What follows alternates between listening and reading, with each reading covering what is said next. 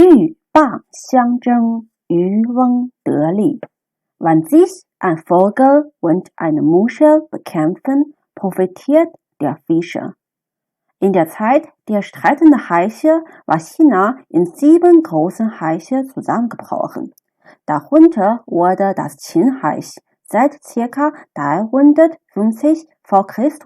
Wegen der grundsätzlichen gesellschaftlichen Reform das mächtigste Reich. Es versuchte, durch gehorsame Kriege die anderen Reiche zu erobern und ehrgeizig das chinesische Gebiet zu vereinigen. Um zu überleben und gegen Qin kämpfen zu können, bildeten die anderen Reiche eine Koalition. Aber ab und zu kam es auch zwischen 2 Koalitionspartnern mal zu Streit und Krieg. Einmal hatte das Zhao-Hai vor, seine östlichen Nachbarn Yan anzugreifen. Ein Lobbyist namens Su Dai wurde aus Yan nach Zhao geschickt, um den Zhao-König zur Aufgabe seines Plans zu überreden. Su Dai erzählte dem König zuerst folgende Fabel.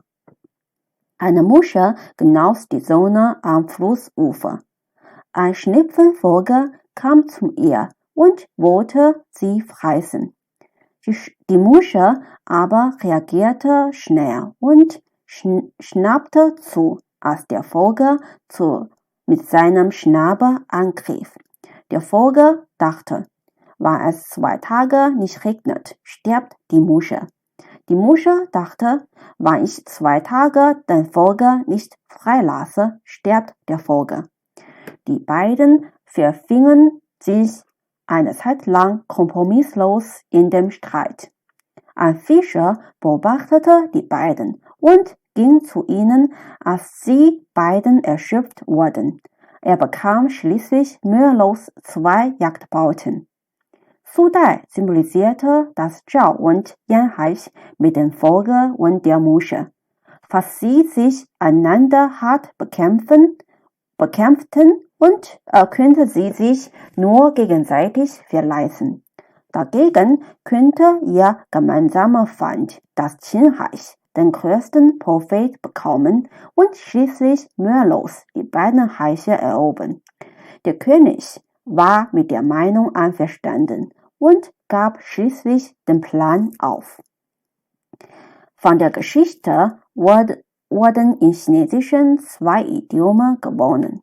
Das erste lautet 鹬蚌相争，渔翁得利. Wenn sich ein Vogel und eine Muschel bekämpfen, profitiert der Fischer.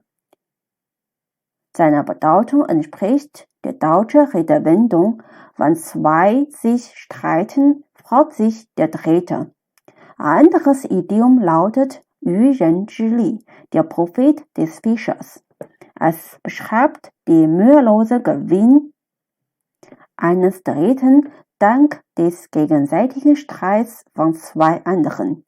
In der menschlichen Geschichte und Gegenwart können wir viele Personen, Reiche und Länder finden, die mit dem Vogel, der Muschel und dem Fischer in der Farbe vergleichbar sind.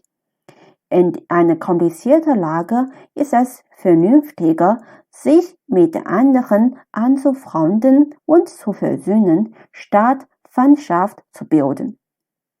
Ein fester Zusammenschluss ist besonders wichtiger, wenn 2 Seiten einen gemeinsamen größeren Feind haben.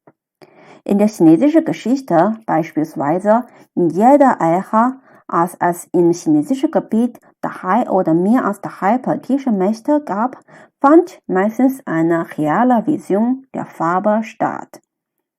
Die 6 Königreiche in der Zeit der streitenden Haie beispielsweise konnten kaum gut zusammenarbeiten und hatten miteinander auf Streit, sodass ihr Land und ihre Bevölkerung schließlich im Jahr 221 v. Chr.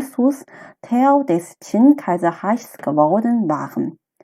Alle politischen Kräfte wollten wie der Fischer sein und zerbrachen sich den Kopf, mit möglichst wenig Kraft am meisten profitieren zu können. aber viele davon wurden in der Wahrheit die Jagdbeute des Fischers. In der europäischen Geschichte brachen tausende Jahre lang Kriege zwischen Deutschland und Frankreich aus. Aber keiner von den beiden hatte es durch Kriege geschafft, eine langfristige Vorherrschaft auf dem europäischen Kontinent zu erreichen. Während den verwickelten Kriege haben die beiden für mehr verloren als gewonnen. Hingegen könnte eher ein Dritter davon profitieren. Heute sind die beiden EU-Länder das große Vorbild, dass es sinnvoller ist, als große Koalition Win-Win zu machen.